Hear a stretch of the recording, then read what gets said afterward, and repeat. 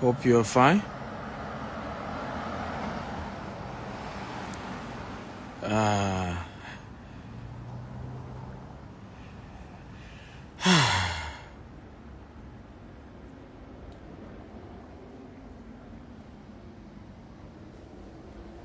Okay. I can see a lot of you are here.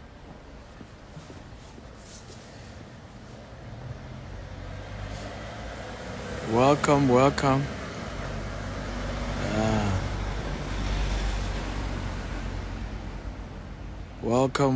everybody.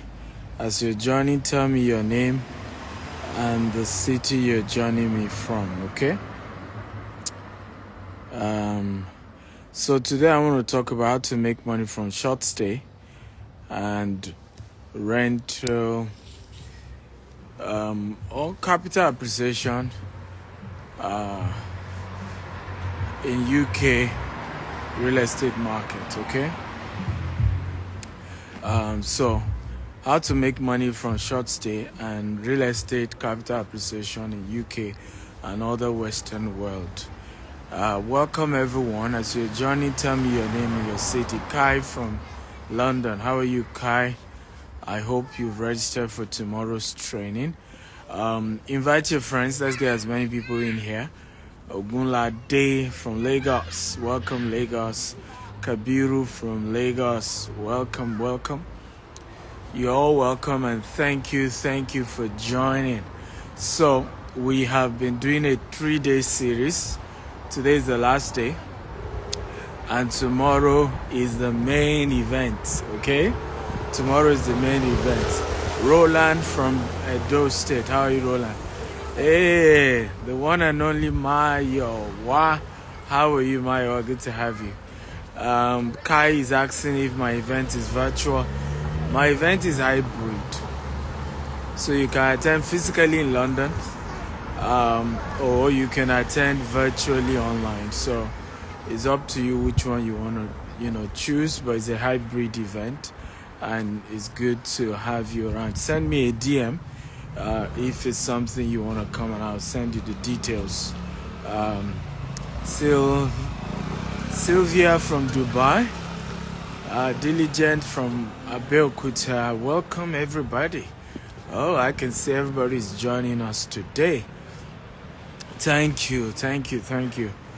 Yes, my event is hybrid, so you can attend virtually or physically, and don't expect all of it to be free, because we always want free trainings.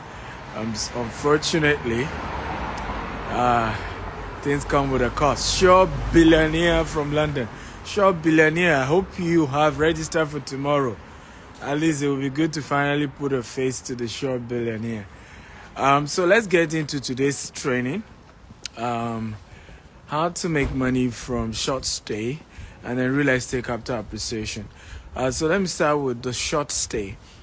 The short stay is increasingly becoming a major money spinner when it comes to real estate globally. Now, please know that as much as I'm mentioning UK, I'm only focusing on UK because I am currently in the UK. But these business models work anywhere in the world. There are little differences, but it's the same real estate and it works globally. The terms, the names may be different, but generally it's the same concept. So short stay got popular with a company called Airbnb, and Airbnb became bigger than the biggest hotel. Without owning any property, they became bigger than the biggest real estate companies without owning any real estate property, and it's become a major model that people can use to make good money for themselves. Now, there are two models to short stay. First model is that you own the house and you decide to do a short stay with the house you own. The second model is that you don't own the house, you rent the house, but you must get the permit of the landlord that you want to use the house for short stay. and you then begin the short stay process. Okay? Now, it's important, like I said, for you to be very clear as to what exactly you want to do. Very, very important to be very, very clear. I think if you want to go into short stay or short let, whatever you call it, the first thing you want to ask yourself is how much training do you have? How much understanding do you have about the business model? And I'll tell you why. Because sometimes, particularly as a landlord, it might be better to partner with somebody who is more experienced in out running short stay and giving the person your property, and then you split the payment, you split the profits on the short stay. I have a very good friend of mine in Dubai. His name is Anthony Joseph. Anthony Joseph runs a short stay business, and they take over properties from the landlord and they properly run it, and then every month they distribute what they've made from those short stay with the landlord. So you might want to consider that as well. So first thing is the knowledge of how short stay work. The second thing, now that you have proper information about how to run a short stay business, is to ask yourself, is my property qualified? Location is very, very important. So you may be a landlord, but where your property is not good for short let. Some of the best locations for short stay are city centers. Like I'm currently in central London. Central London is very good for short stay. Properties that are very close to a university, properties that are close to train stations, properties that I'm telling you how to appraise whether your property is good for short stay or not. Properties sometimes are even close to a tourist destination, because sometimes they get full, or somebody wants to stay around that location but is looking for something cheaper, looking for something as alternative. Sometimes people also, because they are coming with their families, okay, so they want a place they can cook and they can just run like they are still in their house. So these are things you need to consider. Is your location suitable for short stay? The next thing, and this is very important, if where you are staying, or your country, or your location, or your borough is closer to where families stay. So you have to also do analysis, and there are ways you can, even just from Google, you will get data about something as simple as what type of property do people use for short stay in London, or Southeast London, or Central London, or Dubai, or whatever country you are. So you can do that analysis, because the type of house you have is also important. So is it a 2-bedroom? Is it a 4-bedroom? Is it a 5-bedroom? And which one do people prefer to stay? So some city 2-bedroom move faster. So in that case, whether you're renting the house or you're buying the house for the sake of short let, then you should go for 2-bedroom. In some places, 3-bedroom move faster for short let. Now in some location, okay, studio do better. Like in Dubai, studio and 1-bedroom, okay, do better, because a lot of people visit Dubai as individuals, right?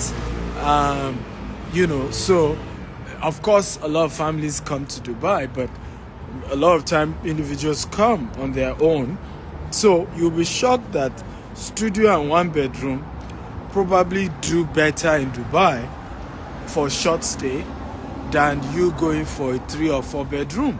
So these are important things you need to analyze before you start your short let business or short stay business. The next thing is how hosting your guest. Okay, now you want to host people in your short stay. How do you, by the way guys, are you learning? If you are learning something, type I'm learning. Remember to share this video and invite more people to join us. We're looking at, for those of you just joining, I'm Dr. Stephen Akinta, and we're looking at how to make money from short stay and real estate capital appreciation in the UK and Western world, okay? Just sharing with you clips from the training I'm going to be doing tomorrow. I have 2 trainings tomorrow. The first one is 9 a.m. to 12 noon. Okay, I've given a lot of free tickets for that, even though it's £250. So if you still want free ticket for that, you can get. While I have the second training taking place 1 p.m. to 6 p.m. tomorrow. That's the one that is focused on real estate. It's a detailed training. You even get a certificate for it, and very, very detailed. It's £500. I only have 30% discount for you if you're registering today. So that means you have to pay $350 if you're paying today. Okay, at the venue is £500 cash that you have to pay. There will be lunch. There will be a lot of material bonuses you'll be getting.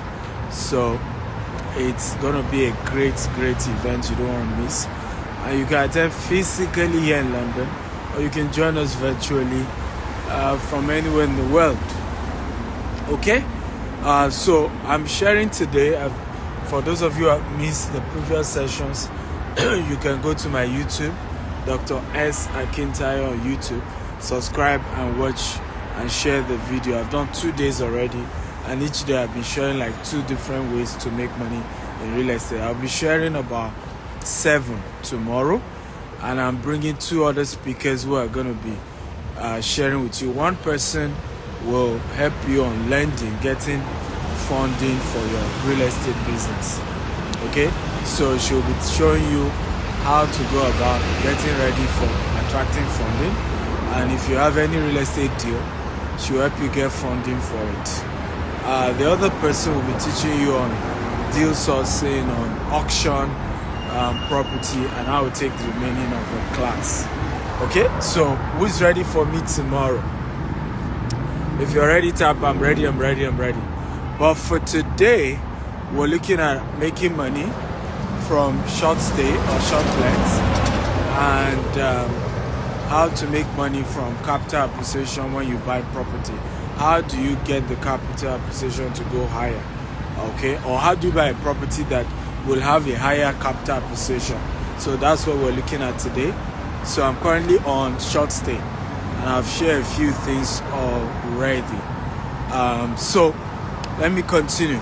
So now that you've gotten the type of house that will give better returns, that people will be willing to stay in, you've gotten that kind of property. The next phase of your work when you're setting up a short stay is whether you're buying the property yourself or you're going to be renting it. And like I said, if you're renting it, make sure you get a written permission from your landlord that he's aware you are going to be using the property for short stay. Okay, in other words, you'll be subletting it. Why am I saying this? Some countries, it can be criminal, and the landlord can get you in trouble if you sublet his property without him giving you permits. So make sure you get permits that you can use this property for, because it's more like you're subletting it really. When you are renting it, more of rent to rent for short stay. Okay, very, very important. Now, once you start your short stay, what I always advise is do something different that others are not doing. Okay, try and offer things others are not offering, and there are a lot of things you can offer. Free wine, okay, free greeting cards, handwritten with their name and welcoming them to your apartment. Another thing that is critical that you must do is call automation. Everybody type automation. Come on, everybody type automation. This is very, very important. and you must not joke with this part of the business. If you're going to scale short stay, which is really where the money is, the big money in this business is in you being able to scale the business, okay? And automation is critical to scaling the business. So what do I mean? Make sure that the doors are automated. Make sure there are, security cameras on the property, because these are part of the reasons why more people will want to rent your property. But beyond that, this is also how you can keep tab on your property. I'll give you an example. How do you scale this business? You can scale the business if you are not involved in cleaning the house after one guest is gone. So you're able to get a cleaning company, you pay them once a guest is gone to go clean it and make it ready for the next guest. That's how you can scale. That way, you can have hundreds of such property at a time. You see the wisdom here. Now, the other problem would then be who opens the door when the guest comes in.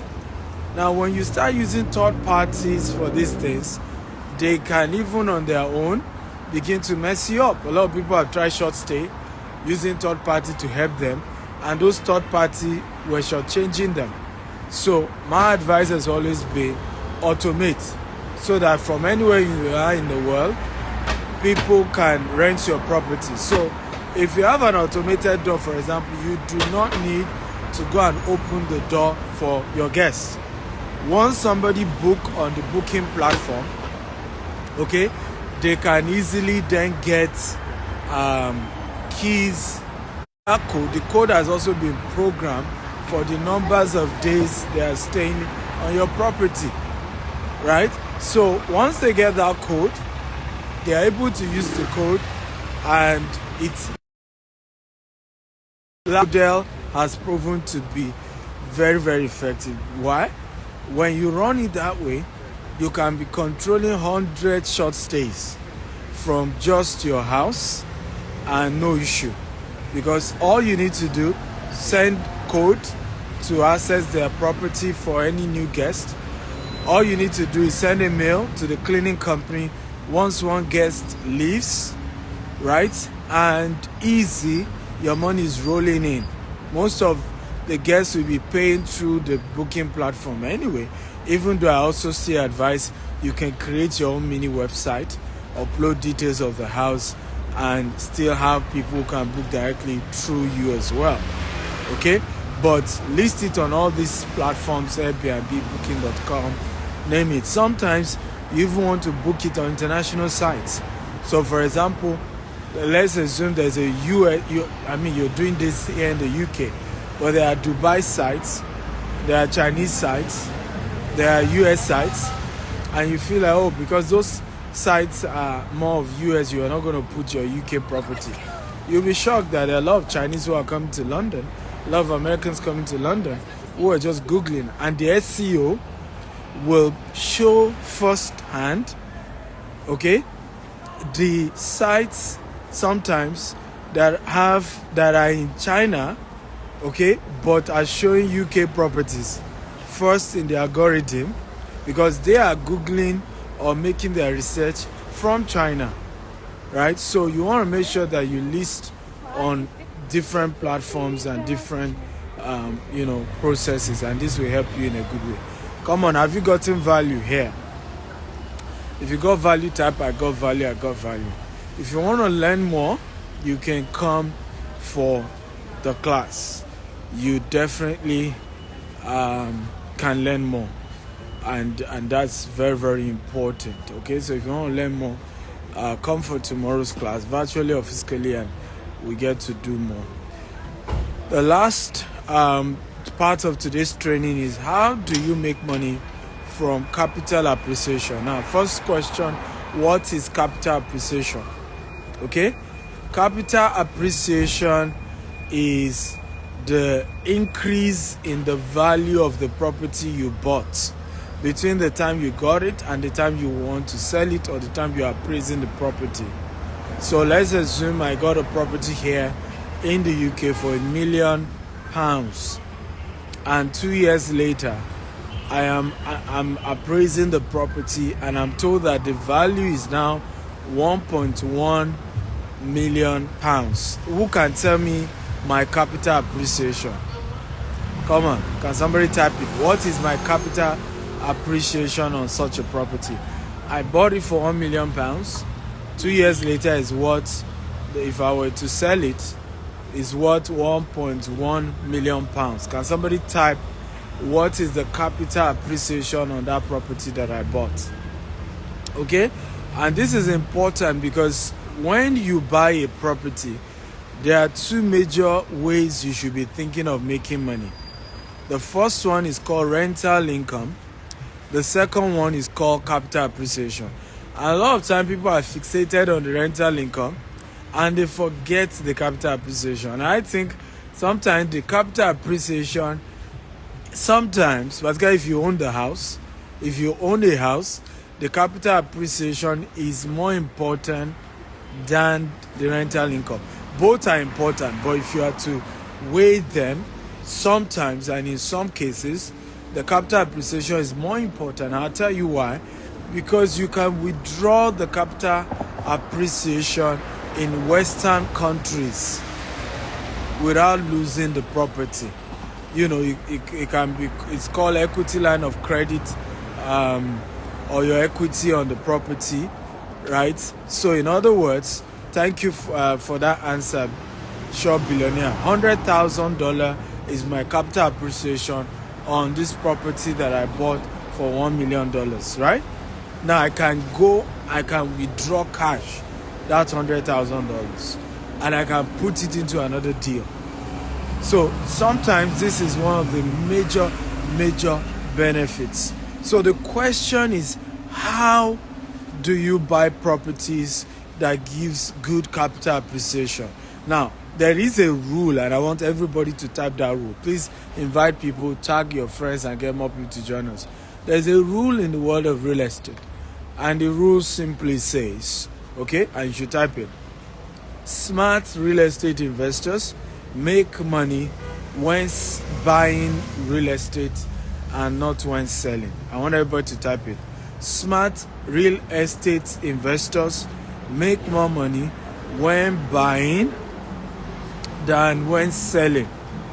So the beginning of buying a property with good capital appreciation begins with when you are buying the property in the first place. Okay, that's the beginning of that entire, money and wealth. So step one, okay, factors that affect capital appreciation is the cost of buying. So can you get a good deal? Okay, can you get a good deal? For whatever reason, and please don't also get a good deal out of being unwise, because a lot of people are looking for a good deal and they end up losing more. So don't be foolish in your quest to have a good deal. You must always ask, why is the deal good? I've always done that, myself. Why are you giving me this good deal? Is it that you bought it years ago when it was cheaper and you urgently need money? Is it that you have some urgent need of money? I want to know, why is the deal good? Okay? For example, we do something called pre-launch promo for all our estates, right? And the pre-launch promo is usually once we've agreed with the seller on pricing and everything, and we start paying money. Usually you also pay in installments, particularly when you are buying property in Nigeria. You pay in installment. So what a concept we came up with is called pre-launch promo. Because your money, we started paying for the house, your money is also part of what we'll be paying to the seller, right? We came up with a model of allowing people pay at the same price we are buying, sometimes even lesser than the price. Now, when I say lesser than the price, it doesn't mean the price we are buying directly from the seller, because remember, the cost, immediately a real estate company buys a land, the cost to them is different from the cost they're buying. Buying cost, when it comes to real estate, is just 25%. Let me say this again. The cost of buying a land is only 25% to 30% of the real cost that you will bear as a developer. I hope this makes sense. So I'll give you an example. When you want to get title on a land, if you're trying to get title as an individual, how many of you know that the government will give you a cheaper price than when you are getting title as a company? If you know type, I know. If you don't know type, I don't know. Because at that point, it becomes commercial and you are required to pay a lot more. So these are basic stuff. So usually when we do pre-launch promo, it looks so cheap, 50% below the real cost. Now, if you don't ask questions and say, why are they selling 50% below the real cost? You sometimes also can run into companies who are just running ridiculous promos without doing all their maths. At the end of the day, you will buy property that will end up giving you trouble. So please make sure that you are not greedy, not to really analyze, why am I getting a good deal? Because if you get a property that's at the time you're buying it, it's already below the market price, you have already gotten a capital appreciation. It's just a matter of when the valuation will be done. You realize that you are getting a good deal. Number two, how to factors that affect capital appreciation when it comes to real estate, right? That's what we're analyzing. Okay, developments around where the property is. So there's a new Elizabeth line that was launched recently here in the UK. Imagine you bought a property before the Elizabeth line was launched, but they said, oh, they're already building an Elizabeth line and it's not far from where your house is. Just that Elizabeth rail line, has added value to actually the real estate property that you're buying, even before you know it. Because few years later, they then launched the Elizabeth line. When they are to now do an appraisal, the value of the property will naturally go up. Sometimes the development around the property, so I'm talking about uncompleted development or project around the property you're buying, are factors that affect the capital appreciation of your property. So let's say there's a major industrial project coming up, not too far from where you are. That industrial project will mean more people will move into that area, because more people will need to work for that company and they will want to get a house closer. And that then creates a deficit of residential houses. Okay? Now, I'll give you an example of the deal we did in the US. We just got this 40-acre property in the US. And one of the major reasons I'm getting it is because there's a high school now. In the whole of Houston, KT is the number one school district in the whole of KT. In other words, it's considered the best school district, where children that go to school there have better grades, they're smarter, the educational structure is better in that particular area. Now, that is where we just got this 40-acre. But not just that. A new school, is opening up just beside our 40-acre property in KT, Houston. And the school will be opening up next year. So when the agent brought me to the property and I saw that school, what got me to buy it is that I knew that because the school opens next year, I will get between 10 to 20% capital appreciation next year once the school opens. You know why? The high school in itself will make parents to consider property close to the school. And because Katie has is the best school district, number one school district in the whole of Houston. Are we learning at all? There are already people who are trying to move to Katy just because of their children, just because they want their children to be in better rated school. Are we learning here, guys? If you're learning type, I'm learning. So a high school, a primary school, a university can, that is about to open up could be a factor that gives you a better capital appreciation on your property. So when you want to buy a property, be looking out for these things. Okay?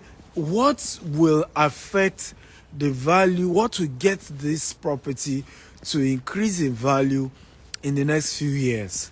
What is coming to this area that will guarantee that something will go up? There was a property I went to inspect in the US, and Google has started their data center close to where the property is. Another company was doing another construction. I said, this is a good property to buy, right? Because and they are just still doing the construction. They've not opened it yet. And I know that in the next 1 year or so, they will open those things. Once they open those data centers and all of those things, what happened? The value of the property in that area will go up. So now I have a question for all of you watching. What actually increase capital appreciation of a property? Can anybody type it? Come on. I want to be sure you guys have been following me. I've been teaching, talking. Now I will know whether you're following or you're just listening and say, oh, nice talk. I want to be sure you're listening. What are the factors that affect capital appreciation of a property? Come on. Can anybody type it now? What is the major thing that makes the value of a property to go up? Now, not the things I've mentioned, but the two things I've mentioned have opened us to something critical that actually affects it. Okay? Short billionaires say location, infrastructure. Yeah, but that's not the word I'm looking for. Development around the property. Yeah, but that's what I taught you now. These two things I said leads us to something. Okay? It leads us to the word population growth. That's the word I'm looking for. Population growth always leads to capital appreciation. Do you see the point now? Because the infrastructure that is coming up, what it leads to is that once the infrastructure is completed, more people comes to the area. The school I talked to you about, high school or or university, what it means is more people coming to the area. Okay? So churches are also sources of capital appreciation. So basically what you are looking for is what exactly will lead to population growth in this axis. Okay? Is there something that will lead to population growth? Once you're looking at it, then ladies and gentlemen, that is a place to buy a property. And you can be rest assured that there will be a faster capital appreciation for you. Now, this is why some properties people buy, and 5 years, there's no much capital appreciation. You know why? There has never been something that is pushing population to move to that area. A hospital is a source of population growth. A school is a source of population growth. A factory is a source of population growth, right? Better roads, better train lines, airports, these are factors of population growth. So what you want to do is that you want to buy in a place where when the construction is still ongoing, because if you buy as at the time the population had moved there, right, you don't really benefit much in the population growth. So what you want to do is to target a year or two before the project is completed.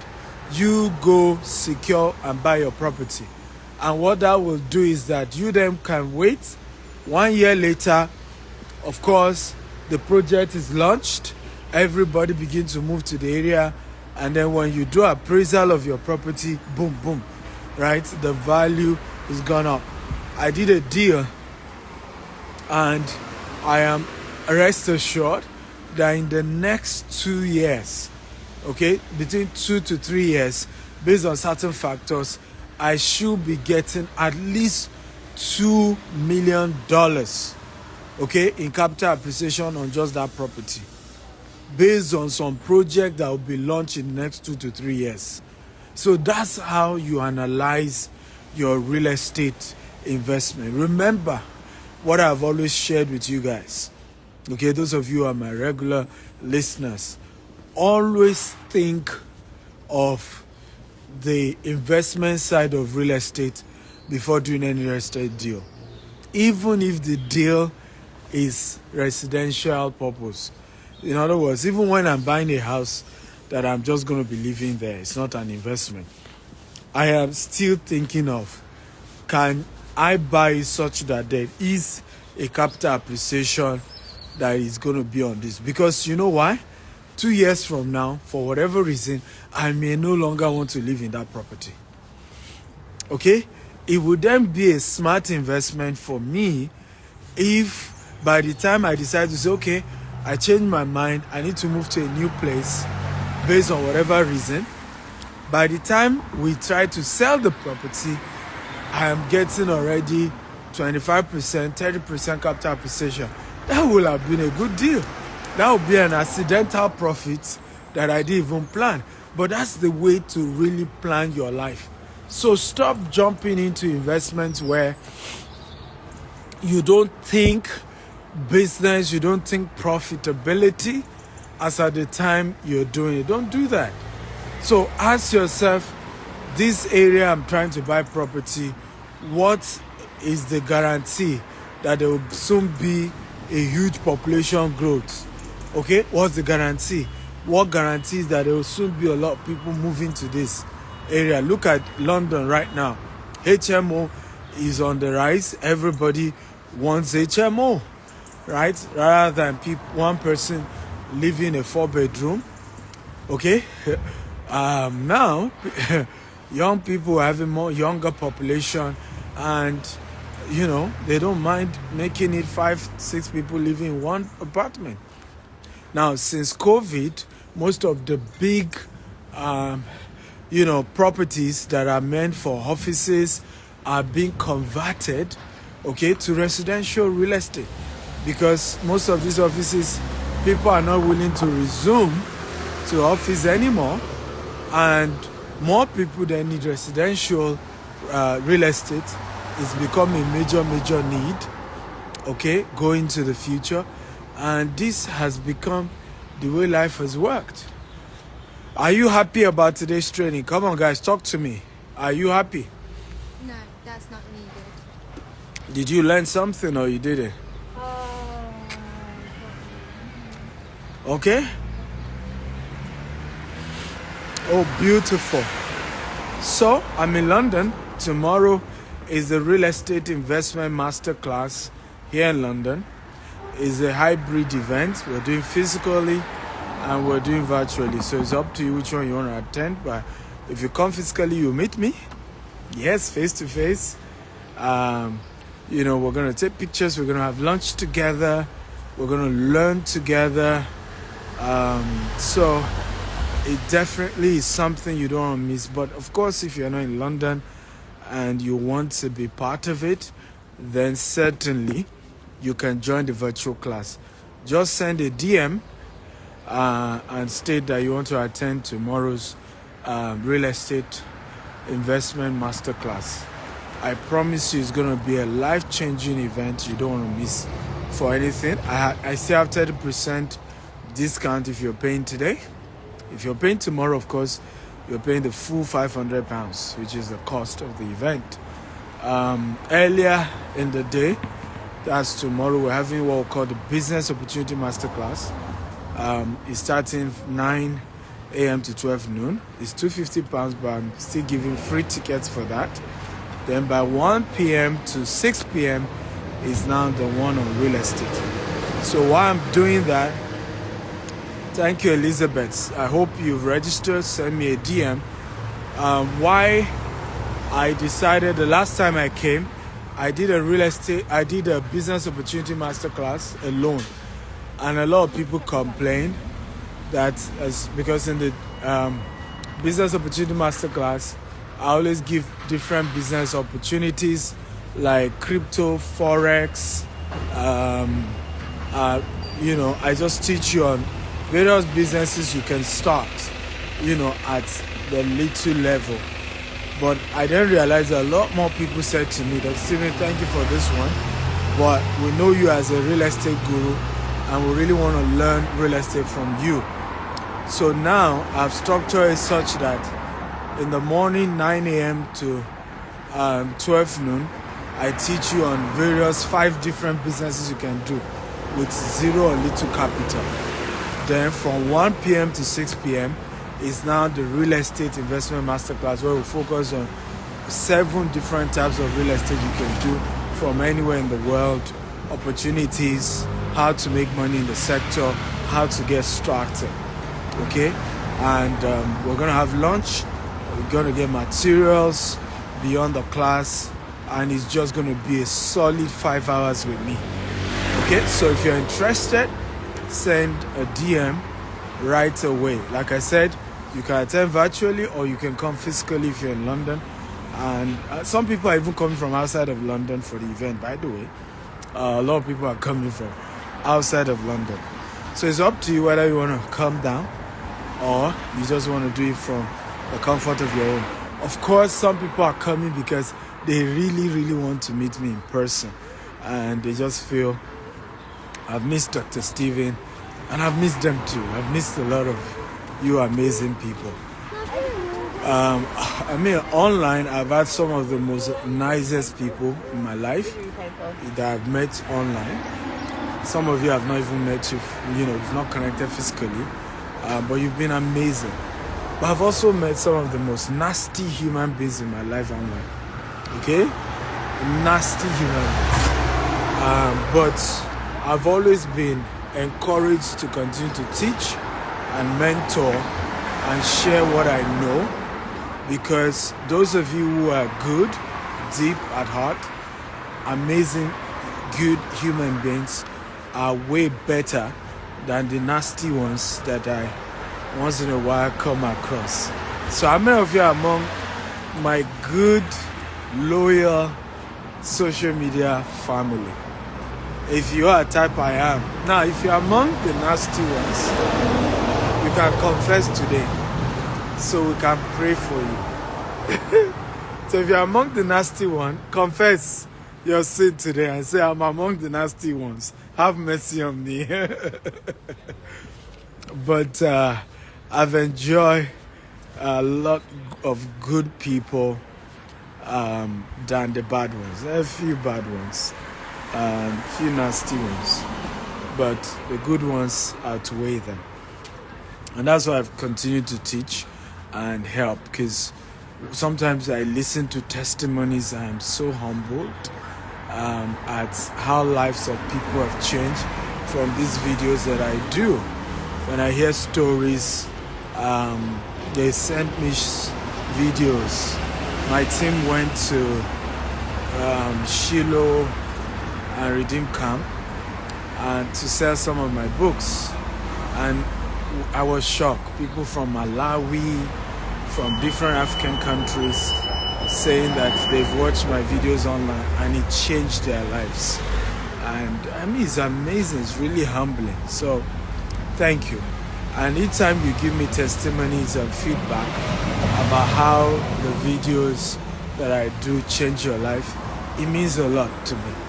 Okay, because I could have done my work gently without, and enjoy the fresh air and environment. But instead, I said while I do my exercise, it's good to also just share this knowledge. And hopefully your life changed from it, okay? So I love you all, and I want to thank you all for being part of my world. Compliments of the season. Merry Christmas and Happy New Year in advance. For those of you who I'm seeing tomorrow, I cannot. Is in charge of helping people pay tuition fee, give grants, and things like that. So if you are coming to me today now and say, hey, Dr. Steven, I need support for my business, I'll just send you back to Civil Foundation, because there are people who have been employed with that responsibility. I'm not in charge. So oftentimes people say, I want to talk to you directly. It's not me you need to talk to directly. You just need to talk to anybody from my team. So send a DM and we will get in touch with you for sure. Okay. I love you all and God bless you. Bye-bye.